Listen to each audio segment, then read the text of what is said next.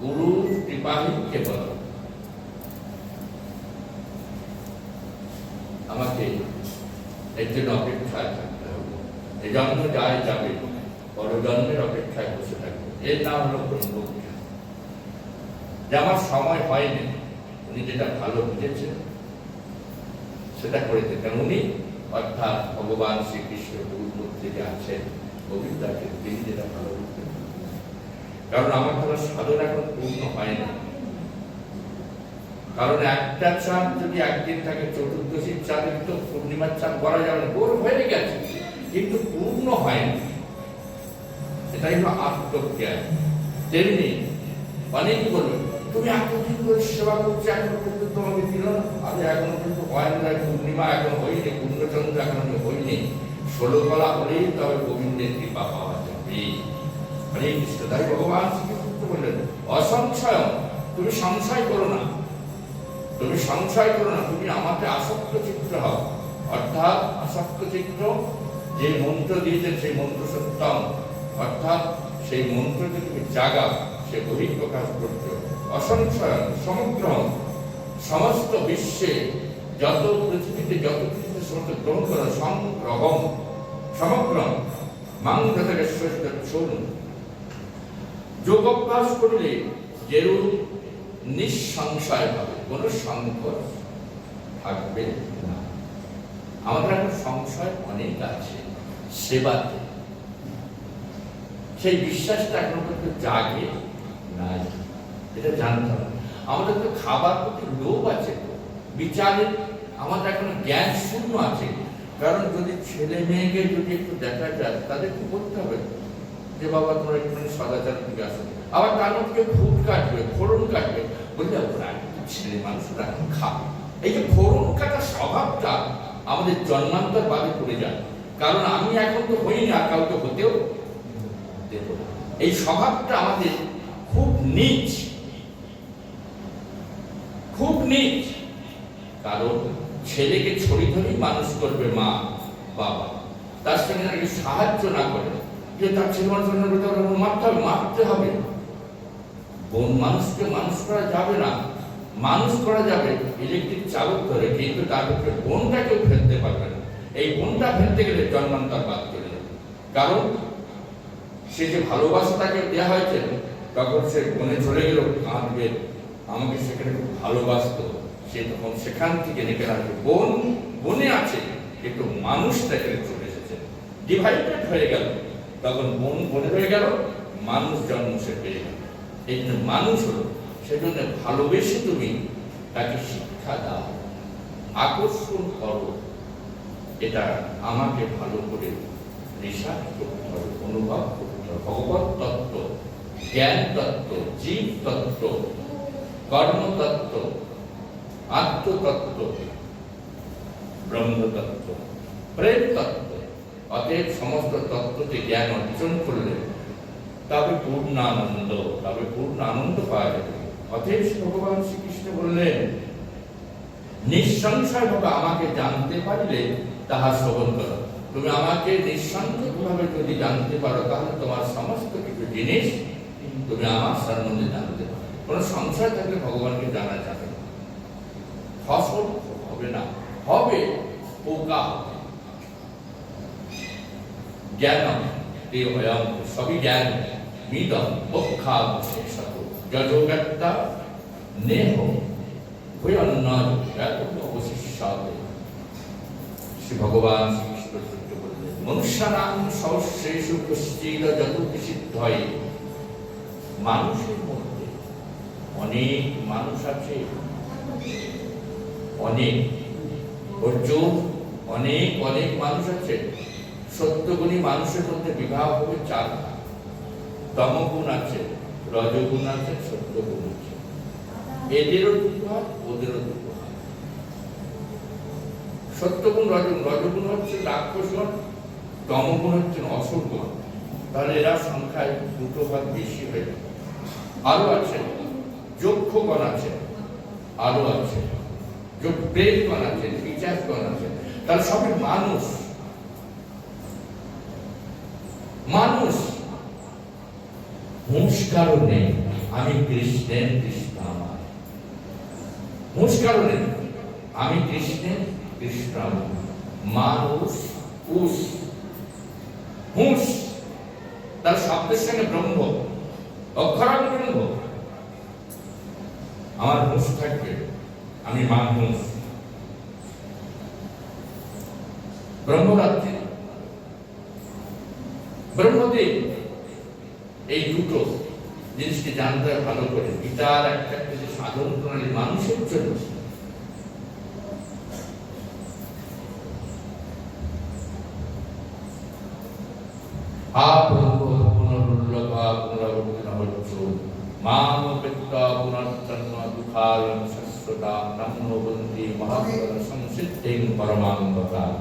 বললে ব্রহ্মলোক পর্যন্ত যে ফিরে আসবে, কারণ তার মধ্যে সংশয় ছিল। জ্ঞানী লোক এইটাকে খুব ভালো করে অনুভব করে নিয়ে তর্ক করবে, তর্কের মধ্যে আসবেও না, যাহারা জ্ঞানী ভালো করে এটাকে অনুভব করবে। জ্ঞানী জ্ঞানী লোক সবসময়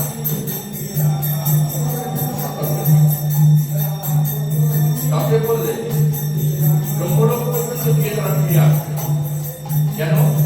তারা সেখান থেকে পরিত্রাণ পাবে না, ফিরে আসতে হবে। তাদের ভগবান অর্জুনকে বললেন, দেখো অর্থাৎ তারা ফিরে আসছেন। কেন ফিরে আসছেন? সেখানে ভগবান বললেন, দেখো রাত্র এবং দিন, এই দুটো জিনিসকে অনুভব করতে হবে। রাত এবং দিন কি জিনিস? রাত্রির সম্বন্ধে তার যেহেতু অবগত না হয়, তাহলে কিছুতেই সে পরিত্রাণ পাবে না। রাত্রি সহস্র চতুর্থে একটি দিন হয় ব্রহ্মা, সহস্র চতুর্থ, হাজার হাজার বৎসর সূর্যযুগ কেটে গেলে নয়, সহস্র চতুর্থ 400 সহস্র হাজার বৎসর যখন অতিক্রান্ত একটা দিন হচ্ছে ব্রহ্মা। আবার এরকম 400 হাজার দিব্যযুগ যখন, দিব্য রাত্রি যখন কেটে যাচ্ছে, তখন একটা রাত হচ্ছে। এই রাত্রির সম্বন্ধে যে ব্যক্তি জ্ঞান আছে, তিনি ব্রহ্মজ্ঞ, তিনি ব্রহ্মজ্ঞানী।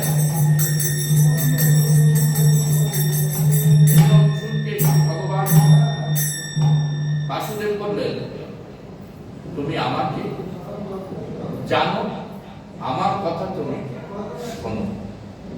তাহলে এইরকম বা ব্যক্তি সাধু বা গুরুদেব যদি হয়, তার কথা শুনলে আমার মোহ কাটবে, জাগতিক মোহ কাটবে, সাংসারিক মোহ কাটবে, আধ্যাত্মিক ভক্তি আমার মধ্যে প্রকাশিত হবে, বিকশিত হবে এবং মোহ নিষ্কাশিত হবে।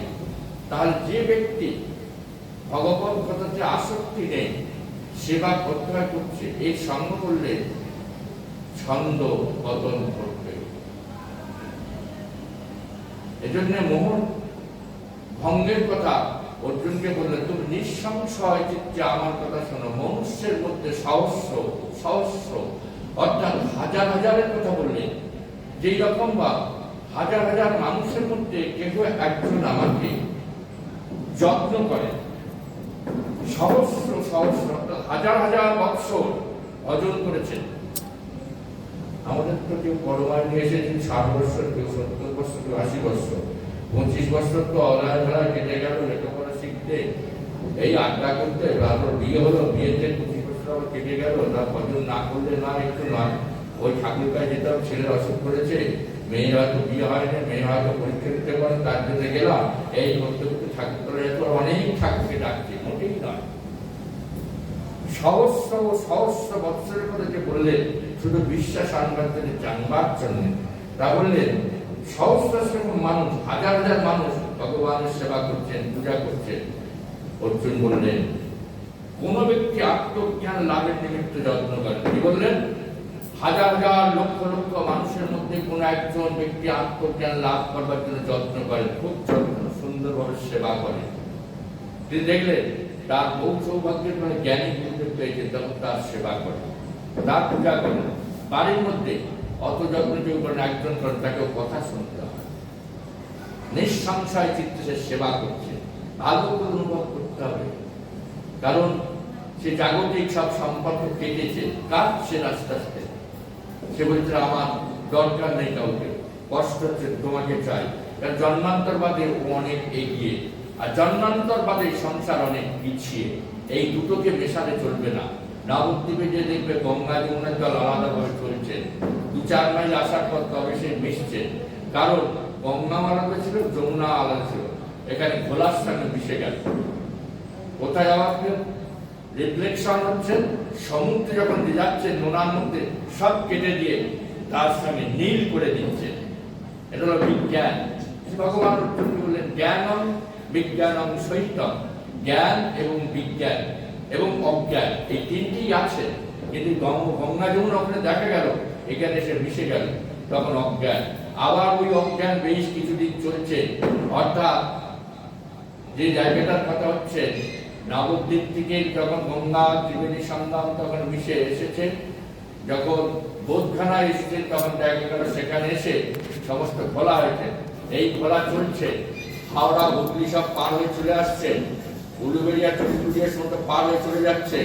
ত্রিবেণী সঙ্গম গঙ্গা অর্থাৎ দেওখালি, নূরপুর আর ওদিকে হচ্ছে কালিয়াড়া, এই তিনটে সঙ্গম স্থল। এই পার হয়ে সাগরে পড়লো। আবার সাগর থেকে যখন পার হয়ে চলে যাচ্ছে, এদিকে কুমড়াটি, ওদিকে ডায়মন্ড হারবার, ওদিকে হলদিয়া, সেদিকে হচ্ছে তোমার বারোতলা, অর্থাৎ 12টা গঙ্গার মুখ পার হয়ে চলে যাচ্ছেন কোথায়, তালছাড়া হয়ে শুক্রমুখ হয়ে সাগরে যে পড়লো। তখন সেখানে যে নোনা জলে পড়ে গেছে সাগর, তখন মহাসাগর যখন প্লেন হয়েছে, তখন সে জলটাকে সম্পূর্ণ স্বচ্ছ নিটেড ক্লিয়ার করে দিল। তখন সেখানে শুধু নোনা, কারণ ভগবান শ্রীকৃষ্ণ চন্দ্র সেখানে সাগর হয়ে আছে না, সাগরে গেলে সব এক হয়ে যাবে, যত নোংরাই যাক সমস্ত পবিত্র হয়ে গেল। তাই এখানে বলছেন সহস্র সহস্র বৎসর অতীত হচ্ছেন, তবু সে আমাকে ছাড়ে না। সে সাগরে যে যখন পড়েছেন, তার সমস্ত আত্মমুক্ত হয়ে গেছে। এবার জ্ঞান, এবার ধৈর্য। আমাকে সাধন করে যেতে হবে, আমাকে সেবা করে যেতে হবে, শ্রবণ করে যেতে হবে, সঙ্গ করে যেতে হবে। কে করছে তাকে, কে থাকবে, কি বললাম ইনি থাকলে হবে। হরে কৃষ্ণ। ভগবান বললেন অর্জুন তুমি আমার কথা শোনো। অর্জুনকে হয় পঞ্চ পাণ্ডবের মধ্যে একজনই তো অর্জুন ছিল, তাকে দেখে হিংসা করে রাস্তা চলতে হবে। ও কেন অত সুন্দরী হলো, এটা বললে হবে না। সে তো সাধন করে সে সুন্দরী হয়েছে, সে সাধন করে সে যোগী হয়েছে। তাহলে আমাকে সাধন করে আসতে হবে, তবে আমি যোগী হব, তবে আমি যজ্ঞেশ্বরের দর্শন পাবো। সেজন্য আমি অনেক কিছু জানলো, সবই ভুল। হরে কৃষ্ণ। অনেক কিছু জেনেছে, আর একজন শুধু একটাই জেনেছে, তার কাছে একটা আছে, আর এর কাছে 99টা আছে। কোনটা নেবে? 99। তার কাছে অনেক কিছু পাওয়া যাবে। যে বাজারে যে দোকানে অনেক কিছু আছে, আমরা সেইখানে যাবো, যে একটা নিয়ে বসে তার কাছে যাবো না, যাবো? কেউ যাবো, আমাদের দরকার তো নেই। ওই জন্য 99টা 99 রয়ে গেল, আর একটা 99 সঙ্গে যুক্ত করে তবে 100 হবে। হরে কৃষ্ণ। এই জন্য সহস্র সহস্র মানুষের মধ্যে কেউ একজন আত্মতত্ত্ব জ্ঞান লাভ করবার জন্য যত্ন করে।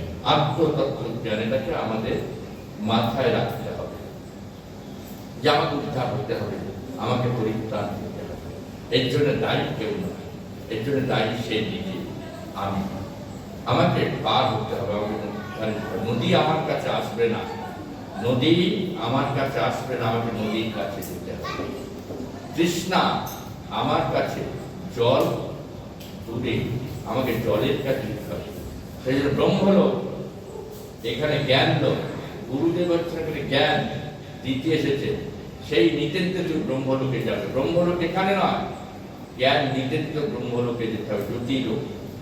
বললেন অর্জুন, আবার প্রযত্নশীল সিদ্ধগণের মধ্যে কেহ আমার, এইরকম বা বহু হাজার হাজার প্রযত্ন প্রকারের যত্ন করছেন, প্রতি জন্মে যত্ন করতে করতে প্রযত্নশীল, অর্থাৎ বহু যত্নশীল মানে হচ্ছে সে মৃত্যু হয়ে গেছে।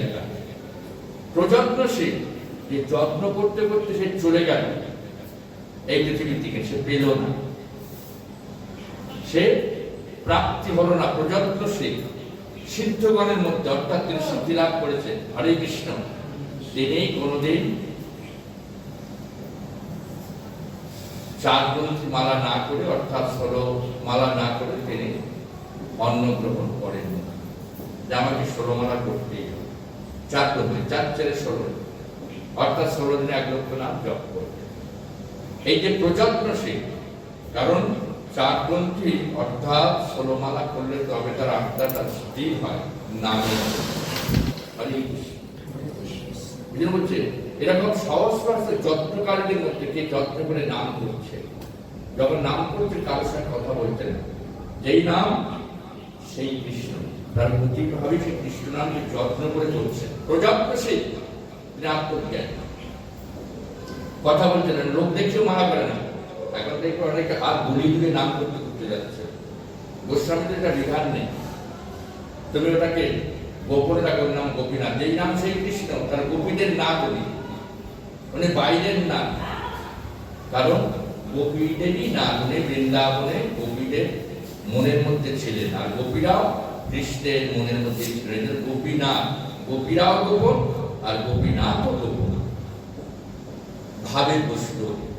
তুমি কোথায়? তুমি তো আমার অন্তরে অন্তর্যামী। তাই এখানে বললেন কেবল আমার পরমাত্মা স্বরূপে প্রকৃতরূপে অবগত হন, আর তিনি পরমাত্মা। তুমি কেমন ভাবে সেই পরমাত্মাকে অবগত হবে? পরমাত্মাকে কিভাবে আমি অবগত হব? ভগবানের কথা ভালো করে শুনতে এবং পড়তেও হবে। শুধু পড়লেই হবে না, সুন্দর হবে। যিনি আত্মতত্ত্ব জ্ঞানী, জ্ঞানী মুখে ভগবান বললেন যার তার মুখে শ্রবণ করবে না, যিনি বহু ভোগ করেন তার মুখে শ্রবণ করবেন, শুনলে সাধন নষ্ট হয়ে যাবে। যতই ভালো করে বলুন হবে না। যদি সে মূর্খ হয়, যদি তার মধ্যে সদাচার থাকে, ভক্তি থাকে, আত্মবিশ্বাস থাকে, তার মুখে শোনা, তাহলে তোমার কার্য সিদ্ধ হবে। কারণ অনাচারী আচার করে, তাকে অনাচারী বলে। অত্যাচারী আচার করে। এই মুখে শিক্ষিত, অনেক লেখাপড়া শিখেছে, তার মুখে ভগবানের কথা শোভা পায় না, কারণ তিনি সদাচার করেন। এই জন্য সদাচার সম্পূর্ণ কথা ভগবান বিষ্ণু কুরুক্ষেত্রের কৃষ্ণ বারংবার অর্জুনকে বলেছে, সদাচার সম্পূর্ণ। যে ব্যক্তি সদাচারী নয়, সে ব্রাহ্মণ হলো, সে চন্ডালের সম, তার মুখেও গীতাপাঠ শ্রবণ করতে বললেন আমার মায়ার প্রকৃতি ভূমিরাপহ অনন বায়ুহং মনোবুদ্ধিরেহি বচ অহংকার ভিন্না প্রকৃতির কষ্টতা। আমরা 8টা প্রকৃতি মায়া আছে, একটা মায়া। কারণ যে আমার 8 প্রকৃতির মায়া আছে, ভূমিতে মায়া আছে, আমার জায়গাটা ভূমি, হরে এটা আমার নিজস্ব টাকায় কল করা, আমার ভূমি, জল, অগ্নি, অর্থাৎ আমার বাড়ির এই কারেন্ট, অগ্নি, আমার উনুন, আমার সবেটি মায়া। জন্মযুগে পয়সা খরচ করতে হচ্ছে না, মায়া। ঠাকুর সেবা তুমি বড় বলে আমাকে রোজ কারেন্ট দিতে হবে, বাড়ি কৃষ্ণ প্রতি আমার পয়সা খরচ হচ্ছে না, মায়া আমার সঙ্গে খরচ হয়ে যাচ্ছে। এই জন্য 8 প্রকৃতি মায়া, 8 প্রকৃতি মায়া, 4 ওই সংসারে নয়, আমার মধ্যে। অর্থাৎ রাজাই ছাড় দিতে পারে যে আমার আশ্রম থাকবে, আশ্রম সাধু সন্তানের সেবা করবে, আমি এদের সব রকম ব্যবস্থা করবো, তারা সেবা করবে। তারা সে মায়া ত্যাগ করেছে, অনেক অর্থ ভগবত সেবায় লেগেছে। এবং রাজ সেবা, অর্থাৎ তিনি সেবা দিয়ে রেখে দিচ্ছেন, অন্য কেউ এসে সে স্বার্থের জন্য এসেছেন, আর রাজা সেবা করছে প্রজাদের কল্যাণার্থে। হরে কৃষ্ণ।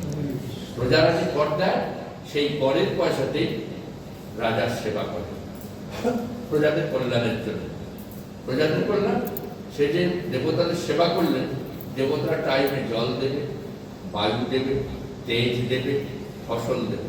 তাহলে দেব সেবাটা, যে দেবতাদের সেবা, তারা সমস্ত সুন্দর ফসল দেবে। সে যদি রাজা পূর্ণ কাজ করে, রাজা যদি পূর্ণ না কাজ করেন, সে দেশ হতদরিদ্র হয়ে যায়।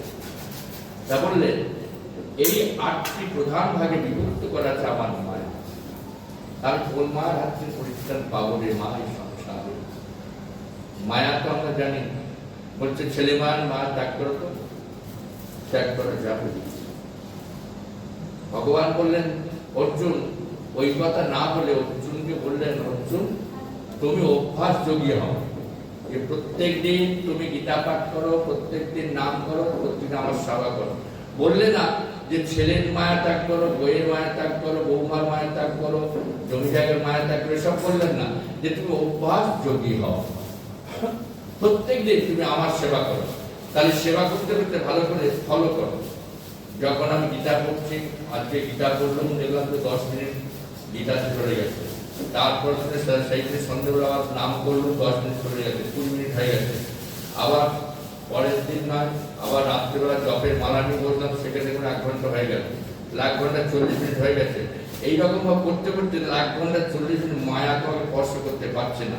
এইভাবে করতে করতে সবটাই আস্তে আস্তে দেখা, তুলসী গাছে জল দেওয়া হচ্ছে, তুলসী গাছে আবার বলছে শুধু তো জল দেওয়া হলে মন্ত্র পাঠটা করতে হবে, সেই মন্ত্র পাঠ করতে মায়া ছুটে পাচ্ছে না।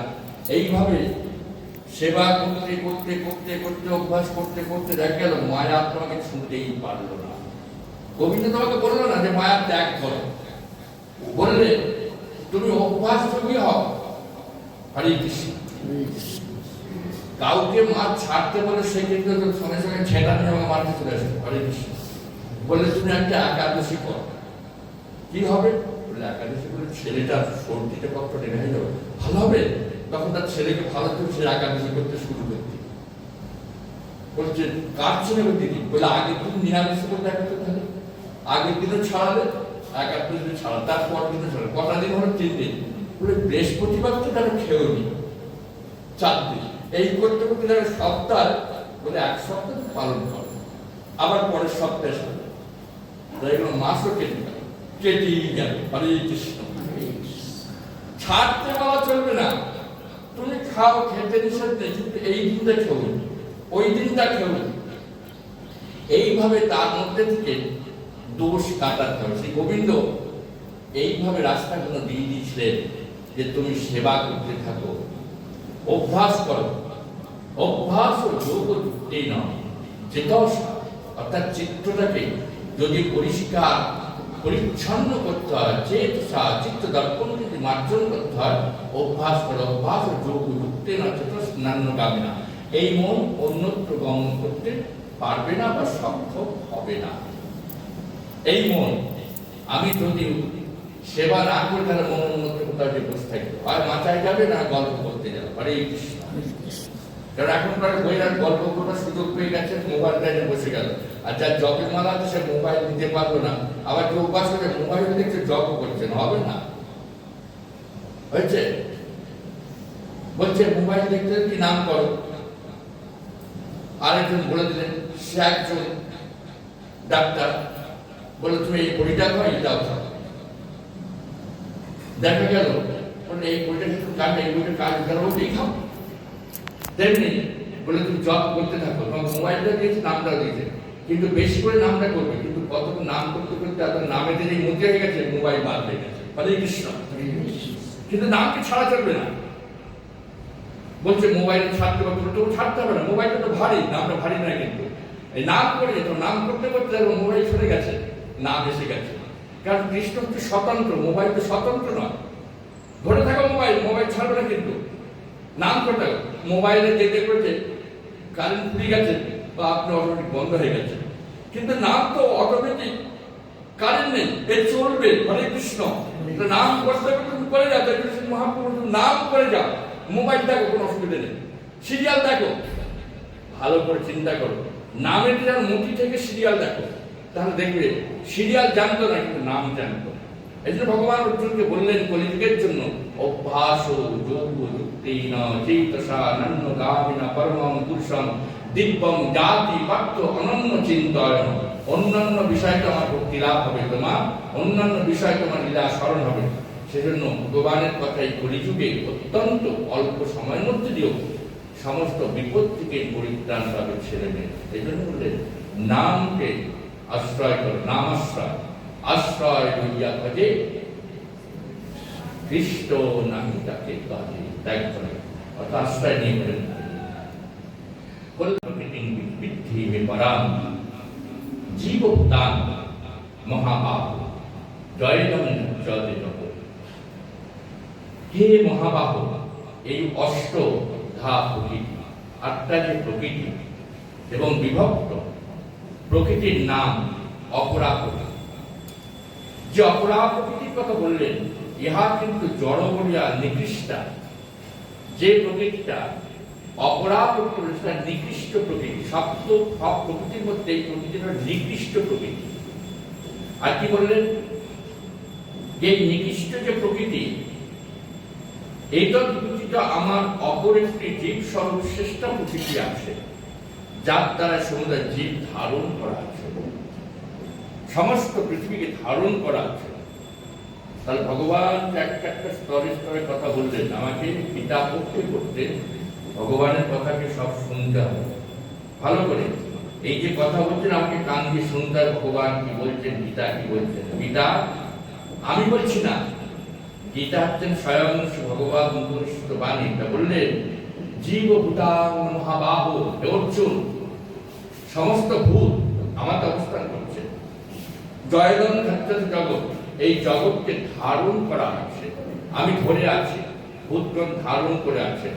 ভূতগণ অর্থাৎ সকলকে ধরে রেখেছেন, সংসারকে ধরে রেখেছেন, জমি জায়গা ধরে রেখেছেন, টাকা পয়সা ধরে রেখেছেন, রোজগার ধরে রেখেছেন, ধার জগৎ ধার্য আছে, না চলবে না। এই দল জনিনী ভূতানি সত্তানি তু কথাবয়, যার দ্বারা সমুদয় জগৎ বিরাট ভাবে ধারণ করা আছে।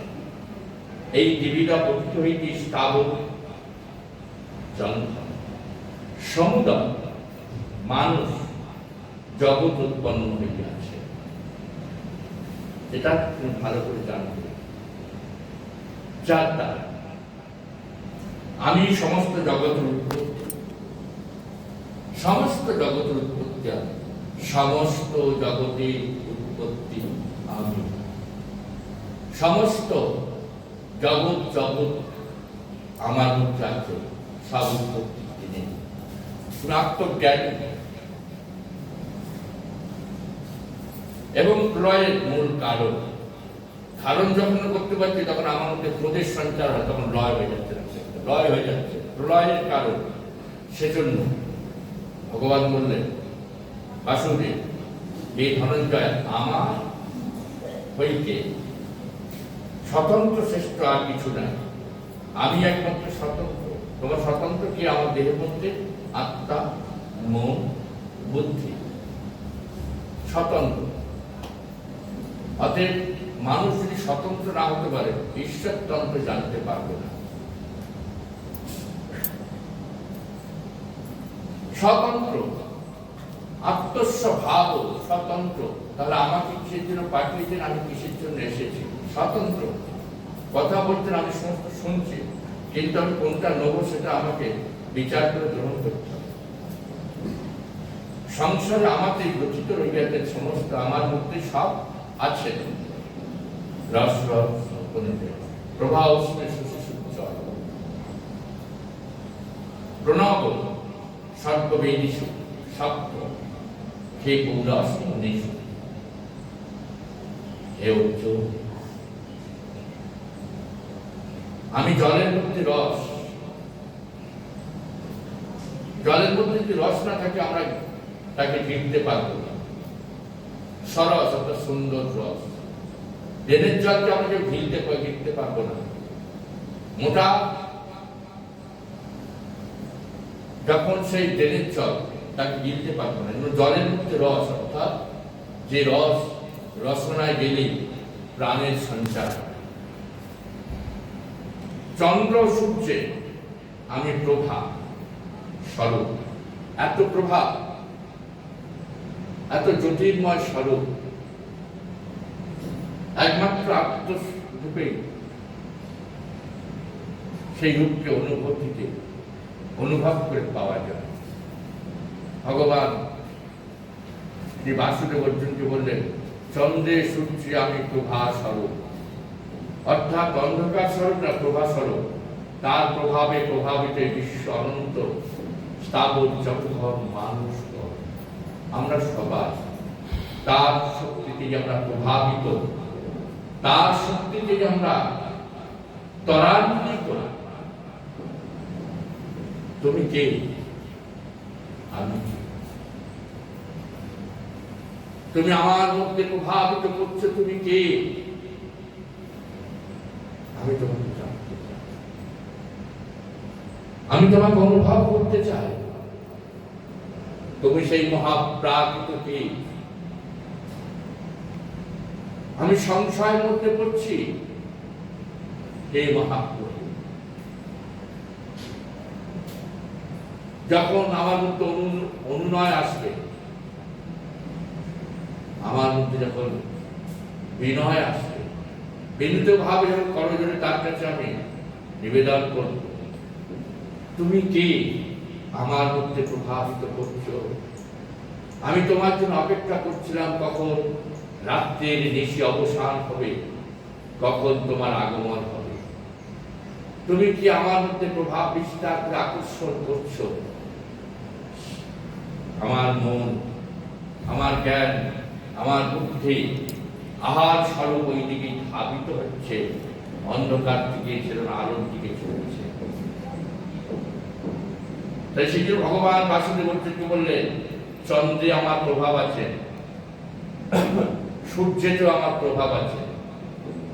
তাই চন্দ্র সূর্যের প্রভাবিতে সমস্ত মধ্যে মানব দিকের সমস্ত জীব জগৎ প্রভাবিত, আলোকিত, উদ্ভাসিত। তুমি আমাকে চাই, তুমি আমার মধ্যে অনুভব করো। প্রণব শব্দ বেরিয়ে সপ্তকে পৌরহসম নিশো। সমস্ত বেদের মধ্যে আমি প্রণব, ওঙ্কার। সমস্ত মন্ত্রের মধ্যে তিনি হল ওঙ্কার। অলক্ষিতে তার সমস্ত বিপুল প্রভাব ওম মন্ত্রের মধ্যে বিরাজ করছে। আমি সেই স্বরূপ, আকাশের শব্দ আমি স্বরূপ। আমি যাচ্ছি, যখন আকাশে যে শব্দ হয়, সেই শব্দ আমি। আমার প্রভাব যদি শব্দ একটু জোর হয়, মত্তের মানুষগণ তখন ভয়েতে তারা হৃদয় কম্পিত হয়, কিনাই একটু হয়ে যাবে। সেই মহাশক্তির ভয়ঙ্কর প্রভাব আমারই গচ্ছ এবং মনুষ্য দিগের মধ্যে পৌরুষ রূপে অবস্থিত রহিয়াছে, পুরুষ রূপে। অর্থাৎ শ্রী ভগবান আর এক রূপে মনুষ্য, তিনি বিরাট ভাবে পুরুষ রূপে বিরাজিত এই মন্ত্র রূপে। এই আমার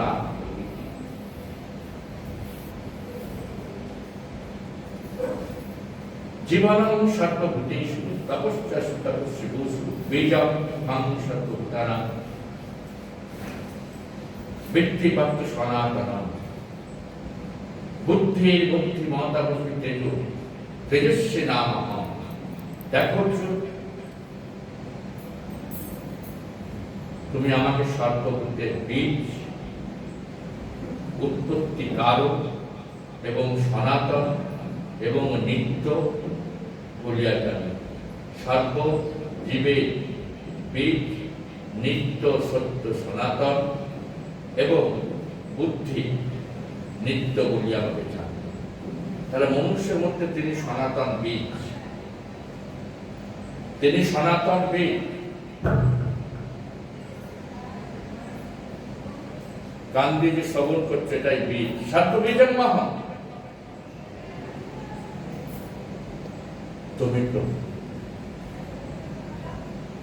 যে ভগবানের কথা শ্রবণ করছেন, হৃদয়ের মধ্যে প্রবেশ করছে, তিনি এখানে অবস্থান করবেন। জায়গাটা যদি ভালো হয়, ভগবান থেকে তিনি বসে থাকবেন, তিনি কোথাও যাবেন। আমার জায়গাটা আসন পেতে দিতে হবে যাতে তুমি এসে বসতে পারো।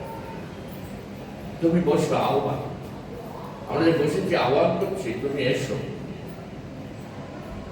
কানের ভেতর কি আসছে, এসে বসছে। আমি তোমাকে শ্রদ্ধা জ্ঞাপন করছি, তুমি আমার প্রাণের স্বর। অতএব বললেন বীজং মাং সকলকারণ, সমস্ত ভূতের বীজ আমি, সর্বভূতের বীজ। বৃদ্ধি ভক্ত সনাতন, আমি সকলকে বুদ্ধিমান করি, বুদ্ধি দান করি এবং সকলে কর্মফল প্রদান করি। আমি তপস্বীগণের তপ, জ্যোতিদের জ্যোতি তপরূপে অবস্থান করছি। ভক্তদের আমি ভক্তি, আমি তাদের হৃদয়ে অবস্থান করছি। ভক্তি নেই নয়, তুমি সেবা করতে যেভাবে ভক্তদের ভক্তি আমি, তপস্বীদের তপ আমি, আচার্যদের আমি আচার। যে আচারটাকে দিকে একজন পছন্দ রেখেছে, আকর্ষণ করে নিচ্ছে, আচার আকর্ষণ করছে। তার ভক্তি দেখে যখন সে নাম করছে, তাকে দেখে যখন আকর্ষণ করে, সেও তো হাততালি দিচ্ছে। ভক্তিদের ভক্তগণের ভক্তি আমি, শ্রদ্ধাগণকে শ্রদ্ধা বলছে আসল। তার শ্রদ্ধাকে দেখে তার মনের শূন্যতা দূর হয়ে যায়। তার কোন রূপে ভগবান বিরাজ করছেন এটা আমার ফলো করতে হবে। আসুন আসুন বসুন, এটা ভালো লাগবে, আসুন। কোনটা ভালো লাগবে? তাহলে বিনয় এবং আমাকে দুটো হাত আবাহন, তেমনি ভগবানকে আহ্বান করছে, আসুন প্রভু। তাহলে ভগবানকে আহ্বান। আর মানুষের মধ্যে যে মুষ আছে, যে আত্মা আছে, আত্মা বিষ্ণু, তাকে আসুন।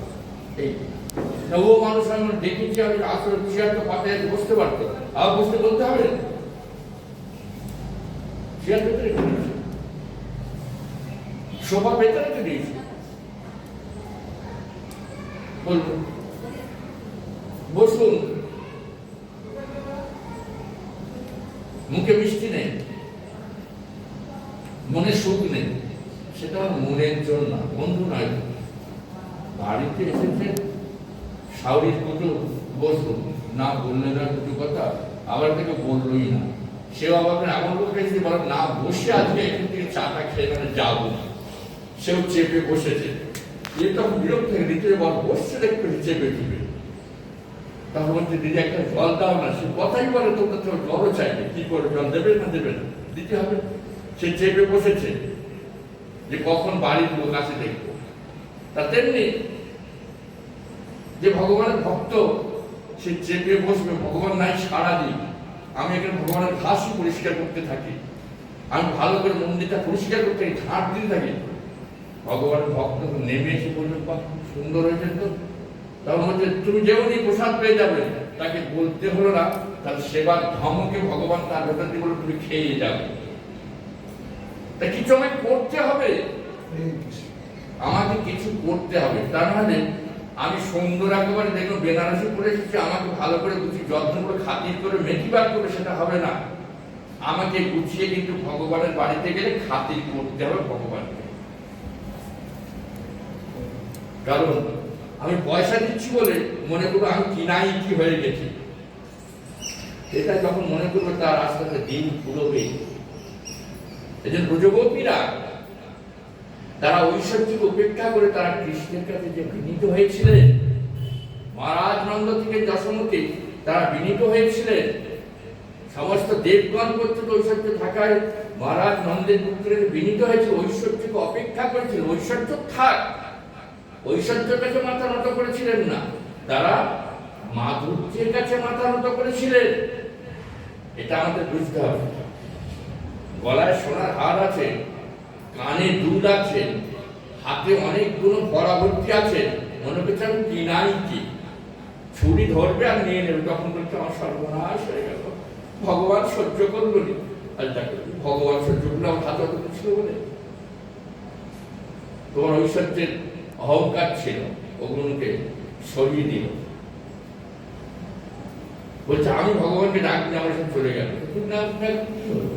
তুই আরো ফকির হবি, তোকে ডাকতে হবে এই জন্মে না হলে বড় জন্মে, তাতে ভগবান যায় আসে। যাবি কোথায়? সূর্যের আলো নিতে হবে, ভগবানের আলো নিতে হবে, নাহলে বাঁচবি না, খেতে পারবি না, ফসল হবে না।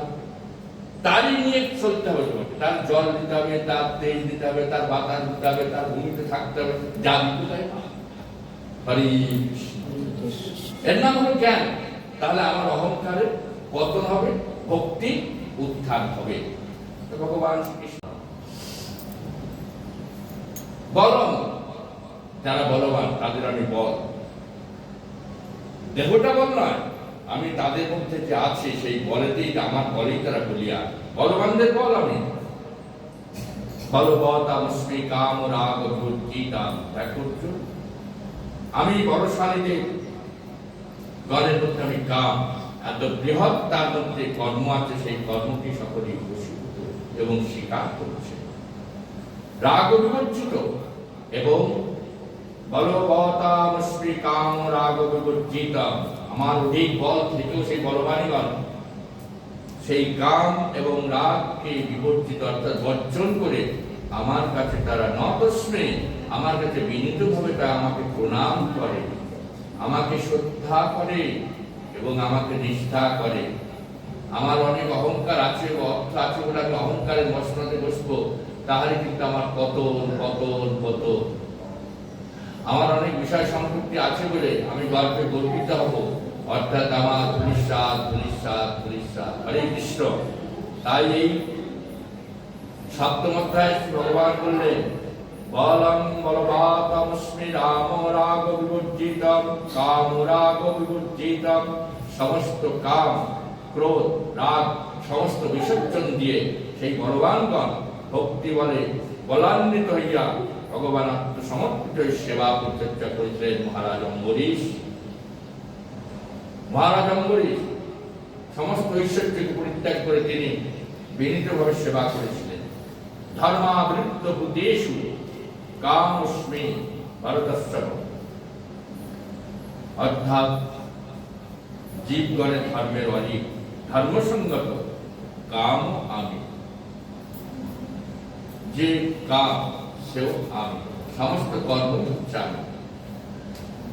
যে চৈব সঠিকা ভাব রাজুষ্টামসস্ত যে মন্ত্রী তিতানুদ্দিনতয়ং ত্রিশিত্রময়ী। বলছেন দেখো শোন, আমাকে যদি একমাত্র পেতে তাহলে আমার কথা শোনো। দৈবী হিস্সা গুণময়ী মম মায়া। যদি তুমি এই মায়ার হাত থেকে পরিত্রাণ পেতে চাও তাহলে তুমি আমার কথা শোনো। দৈবী হিস্সা গুণময়ী মম মায়া গুরুত্বয়া। আমার এই মায়ার হাত থেকে তুমি দূর হতে চাও, মনে চলে যাবে, সেখানেও আমার মায়া যাবে। কারণ মায়া তো মনের সঙ্গে সম্পর্ক করে আছে, মায়া তো বুদ্ধিতে মিশে আছে, মায়া তো আমার ভোগে মিশে আছে, মায়া তো আমার লোভে মিশে আছে। তুমি এই মায়ার হাত থেকে কিভাবে পরিত্রাণ পাবে? খাদ্যে তো লোভ আছে, ঠাকুরের নাম করছে, কিন্তু খাদ্যে লোভ আছে, তাতেই পাপ জন্মাচ্ছে। তাই বললেন দৈবের শেষা গুণময়ী মম মায়া। আমার মায়ার যে গুণ অতিক্রম করা খুব সহজ। যদি তুমি এই মায়ের হাত থেকে উত্তীর্ণ হতে চাও, পরিত্রাণ পেতে চাও, তাহলে তুমি আমার কথা শোনো। প্রত্যেকটি মুহূর্তে অর্জুনকে বললেন তুমি আমার কথা শোনো। আমার এই অলৌকিক ত্রিগুণী গুণময়ী মায়া নিশ্চিত দূরতিক্রমণী। যত দূরেই তুমি যাও না কেন, তোমার সেই দূর দেশকে অতিক্রম করে তোমার কাছে যে উপস্থিত হয়ে যাবে তোমার মনের ভিতরে। যদি সংকটের হাত থেকে রক্ষা করে তাহলে আমার স্মরণ না। যে কার স্মরণ দেবে? কৃষ্ণের স্মরণ দেবে। হরে কৃষ্ণ। প্রতি মুহূর্তে এই নয় যে হরিনাম পূর্ণ হচ্ছে, হরিনাম পূর্ণ হয় না।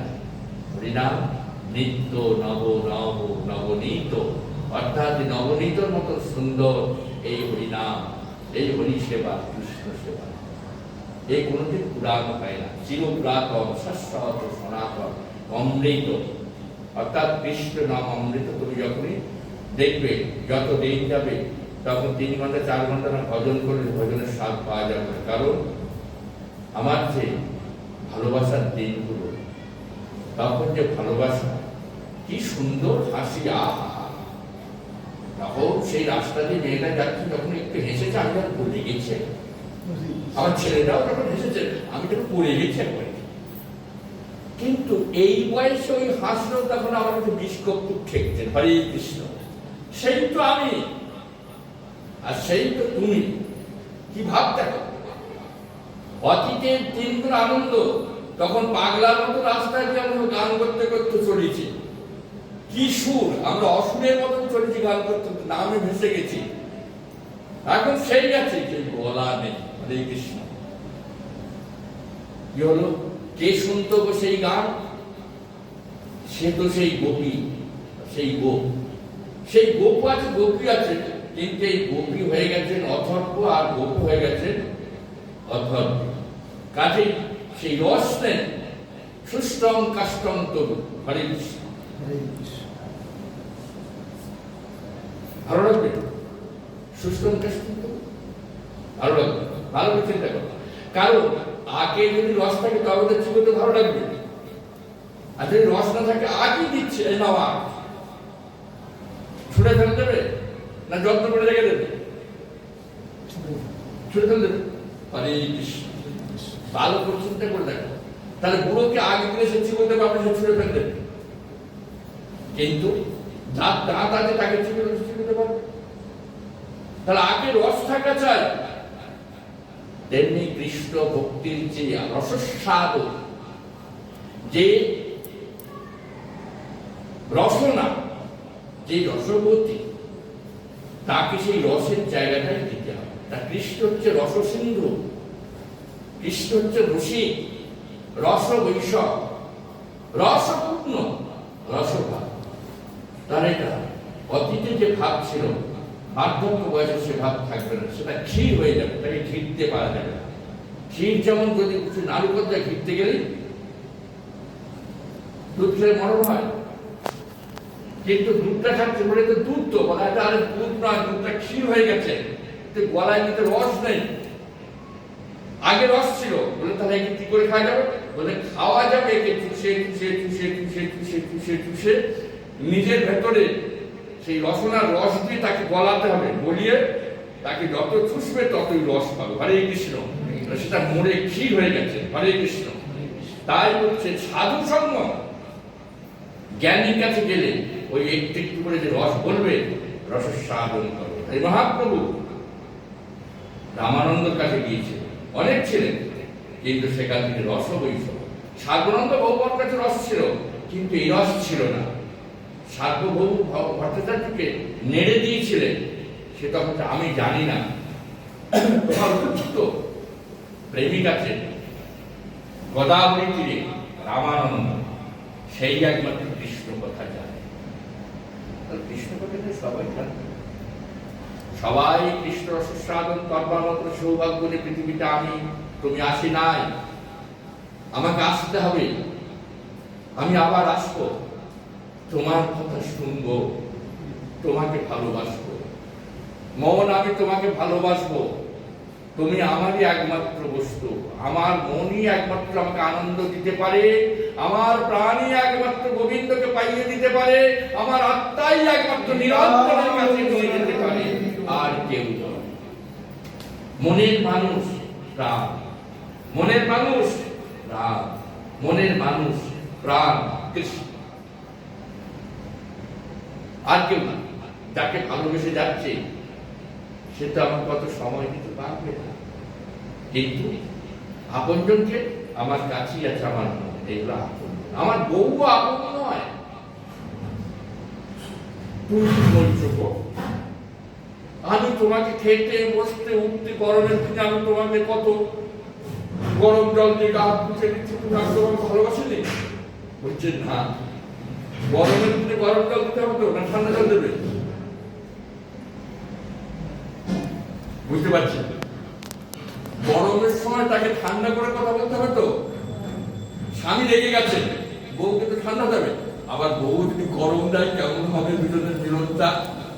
সুন্দর হবে। হরে কৃষ্ণ। তাই হচ্ছে গরমের দিনে আমরা গরম জল দিচ্ছি, মানে কখন, মানে এমন সময় দুজন হয়ে গেছে, অনেক দিনের ভালোবাসাটা নষ্ট হয়ে গেছে নয়, সেটা আস্তে আস্তে আস্তে আস্তে পিছিয়ে গেছে, আর ওই সামনে ঝরা পাতাটা এসে গেছে, তাই তাকে দেখতে ভালো লাগছে, কথাটাও ভালো লাগছে। ভালো লাগবে কি করে, দাঁত তো পড়ে গেছে, কথা ভালো লাগছে। হরে কৃষ্ণ। সেজন্য ভালো লাগছে, সেই তুমি সেই আমি। ব্রজগোপীরা হচ্ছে নবকুমারী, যখনই তাদের ভাববে তখন তারা নবকুমার। কৃষ্ণকে যখনই ভাববে নবকুমার, তাহলে নবকুমারটাকে তোমার মন আমার মন। হরে কৃষ্ণ। তাহলে তোমার কাছে মন আছে, আমার কাছে মন আছে, ভালো যদি বাসতে হয় নিজের মনকে ভালোবাসো। শ্রী গোবিন্দ বললেন অয়ম আত্মা, আমি আত্মা আমি মন, আমি আত্মা আমি মন।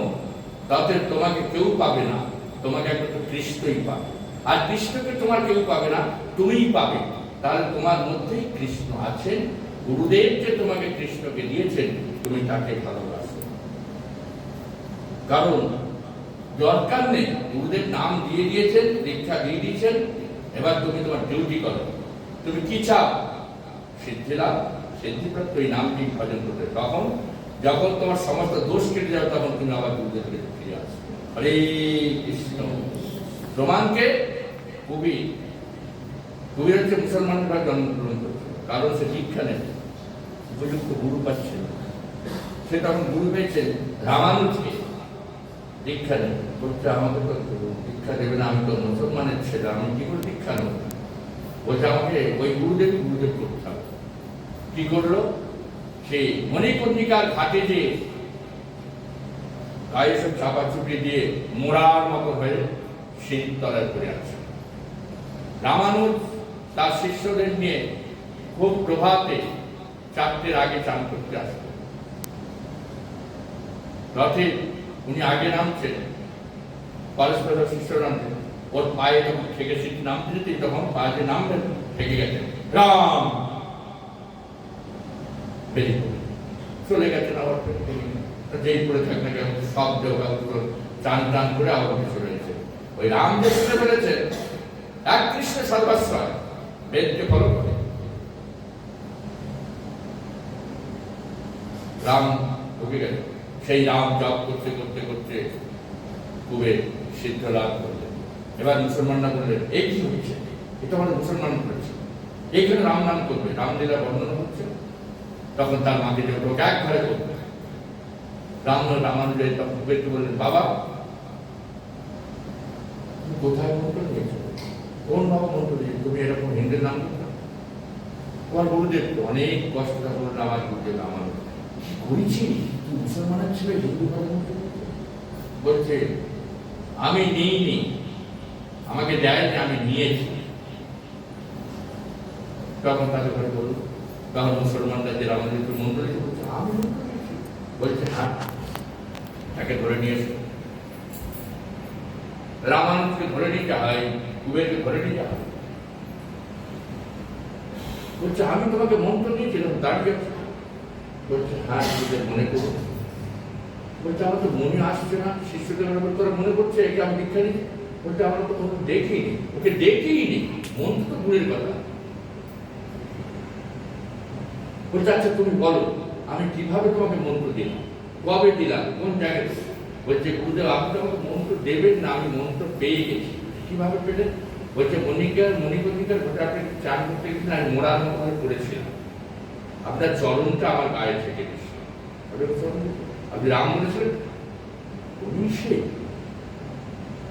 কিছু বুঝতে পারলেন?